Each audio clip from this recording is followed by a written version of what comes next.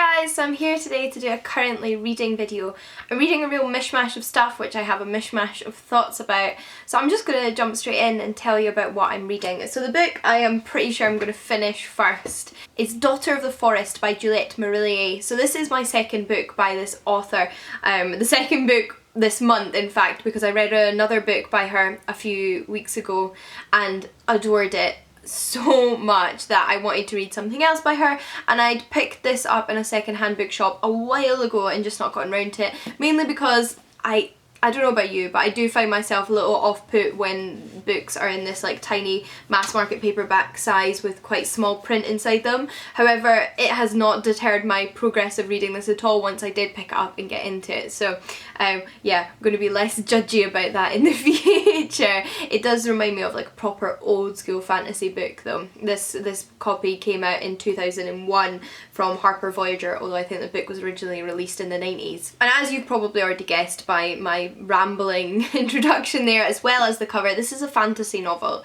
So this is a fantasy novel set in a kind of medieval time period. There's not any real historical figures in it, but that's the kind of time period I get, and it's set in Ireland and Britain in that time period, and it predominantly follows our main character Saoirse, who is a young Irish girl. She's the seventh child of her father, but not a son. She has 6 older brothers and they have grown up with her mother. Her mother passed away shortly after she was born, and she has a very close relationship with her brothers, however not so much with her father. And so much happens in this book. I don't know how to talk about it without spoiling some things, but it does say on the back that their father remarries and his new wife is some sort of sorceress, and bad things happen from this point onwards, although there's actually been quite a lot of turmoil in the story before that even takes place. But that's the moment when the story really kicks off.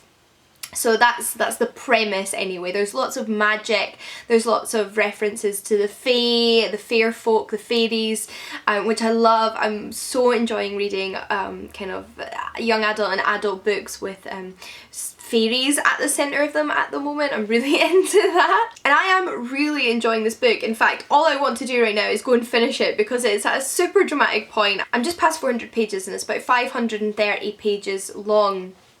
And it's so engrossing. So much has happened, but at the same time it's very slow.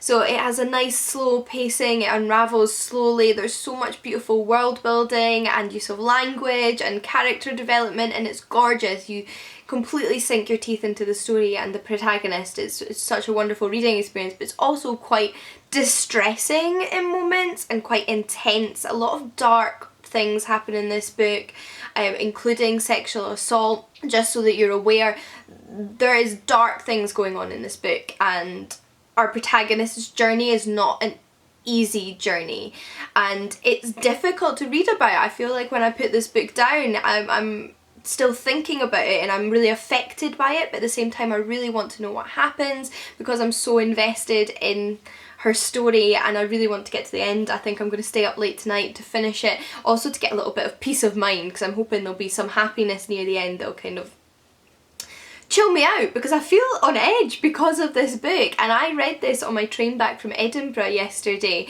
which was 4 hours long, and did nothing else but read this book solidly for 4 hours, which is rare for me, to be honest, to completely focus on one book for 4 hours. So I think that's a real sign of good writing and good storytelling. And yeah, as you can tell, I'm really enjoying it, although I am feeling a lot of emotions and they're not all good emotions because of it. The next couple of books I'm less sure about. So the first one is Boating for Beginners by Jeanette Winterson. So I found this on my dad's shelves in my parents' house, and I love Jeanette Winterson. I have read and adored a number of her books, and I picked this up never having heard of it before and read the back and just thought it sounded hilarious. It's a retelling of the book of Genesis from the Bible, and it's about Noah, although Noah's not our protagonist really, there's a young woman that we're following through the story, but it's set in a world where there's this Noah character who has become the prophet, leader of a new religion, and everybody's following him. And it says on the back here, which I just have to read to you, it describes him as an eccentric overseer of thriving capitalism who makes God by accident out of a piece of gateau and a giant electric toaster. I think that sets you up for what you're going to get. Weird, wacky, and that is Jeanette Winterson's thing. She does weird and wacky like nobody else, and I adore it. And I also love slightly comical books, although there's definitely some deeper commentary going on in this story, not just a surface level comedy. However, it's strange, and I'm not sure it's my favourite of Jeanette Winterson's. So if I think of a really wonderful example of Jeanette Winterson's weird and wonderful writing, it is Sexing the Cherry, which is so strange. It's set during the time of Cromwell in Britain, and it follows a mother and a son, and it's so eccentric, it's so odd, but it's so engrossing, and I love that book. This one, however, has me kind of laughing at moments but cringing in other moments, so it takes me out of the story. And I love the concept, but it's hard to stay in it the whole time. You kind of feel pulled out of it by almost how odd it is, and perhaps in moments where it doesn't seem to be working. I am on page 47 and there's 160 pages, and I will power through because it's a short book, and I'd like to have a fully rounded opinion on it because I feel so torn at the moment, but right now I'm not sure, and it's not necessarily the Jeanette Winterson book I would recommend you all go out and read. That would be Wait or Sexing the Cherry or The Stone Gods as opposed to this. But yeah, I'm gonna keep going. Another quote in the back says, "If you find Monty Python's Life of Brian amusing, this is your comic book of revelations." And I'm like, that's a sentence that sells a book to me, really. But it's odd in not always a very cohesive way at the moment, so I'll let you know. I'm also reading Brick Lane by Monica Lee, which is the Feminist Orchestra pick for, what month are we in now? June, so May, June. And I will be doing a full discussion review of this book with Lauren over at Reads and Daydreams on her channel at some point in July, so look out for that. I wanted to love this book more than I am at the moment. Now obviously I'm just approaching halfway, so I have a lot more of the book to read and I might fall more in love with it as it continues, but at the moment I'm finding it a kind of average reading experience in that there's some really beautiful moments of writing, and I think our protagonist is very interesting, and I think there's some skill going on there with the writing because you're experiencing the life of this young Bangladeshi woman who has moved to London for an arranged marriage with a much older man, and at the same time she is corresponding with her sister who does not live in Britain and actually eloped with another man sort of against their parents' wishes before she moved to London. And it's about her experience of this country, of her marriage, of her life, and there's a real sense of detachment. Now that's very purposeful. We're experiencing her thoughts and her feelings, and a lot of that is quite detached, and a feeling of being lost and out of place and alone, and that works, but at the same time I feel quite far away as a reader. I feel like I'm being held at a distance, so it's hard to feel completely absorbed in this story because of that. This book received a lot of praise when it came out. It was shortlisted for the Man Booker Prize, and there's a lot of skill to it, and there's a lot of important themes being tackled. But as a reader, I'm not completely absorbed and engrossed in it. I feel detached, and that means I'm less likely to pick it up over my other books, which is a bit of a shame. But I am obviously going to power through to get a more fuller picture of the whole story so I can talk about it in the discussion video with Lauren. But at the moment that's kind of how I'm feeling, which is a bit of a shame because I really wanted to adore this book. But at the moment I'm not in love with it. And briefly, I am listening to an audiobook, so I will mention that as well, but it is a reread for me, and it is the audiobook of The Hitchhiker's Guide to the Galaxy by Douglas Adams. Now, this is a book I've actually listened to the radio show version of, which was the original form that the story took, as well as read the book. I've never listened to an audio narration of the book, if that makes sense.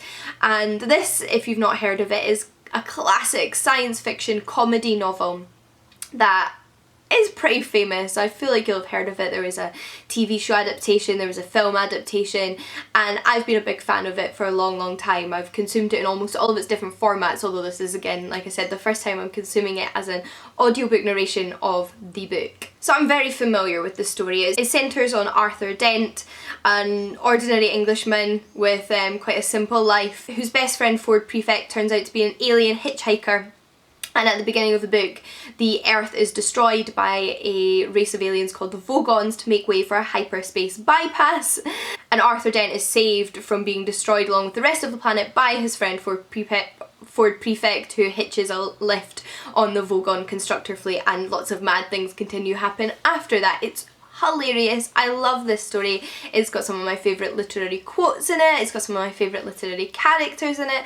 I think it's just brilliant, and I'm really enjoying listening to the audiobook. It is narrated by Stephen Fry, who, as you know, narrates the Harry Potter books. He also recently narrated all of the Sherlock Holmes stories, so he is slowly narrating my favourite pieces of literature ever at the moment, and I really enjoy him as a narrator. I find his voice very soothing, and the same way that listening to Harry Potter comforts me in times of stress and sadness, I'm finding that this version of The Hitchhiker's Guide to the Galaxy very much is doing the same thing. I'm finding it very comforting and relaxing. It's almost like a form of meditation. It helps me zone out of the rest of the world, which is what I need sometimes, and I really like his narration. And I don't know if it's in part because of how much of the story, but also because I associate his voice with the Harry Potter stories, and I find it just quite relaxing, that the audiobook is really doing that for me, and I'm really enjoying going back to it. It's been a few years since I've reread it, and I'm really enjoying rereading it, yeah. The only unfortunate thing is I don't think Stephen Fry has narrated the rest of the series, which I would have really liked. But I would recommend it if you're looking for an audiobook version, although I would probably recommend the radio show over that because it is the original and it's brilliant. But those are all the books I'm currently reading. I would love to hear your thoughts on any of these if you have any. I'd love to hear any recommendations for fantasy novels, because I am loving my high fantasy at the moment. If you think there's anything else I'd like based on Juliet, Marlia. Have you joined in on the read along for Brick Lane? How are you finding it? Do let me know. And if you have read Boating for Beginners, I'd love to hear from you because it's such a random discovery for me. But until next time guys, happy reading, and I'll see you all again soon. Bye!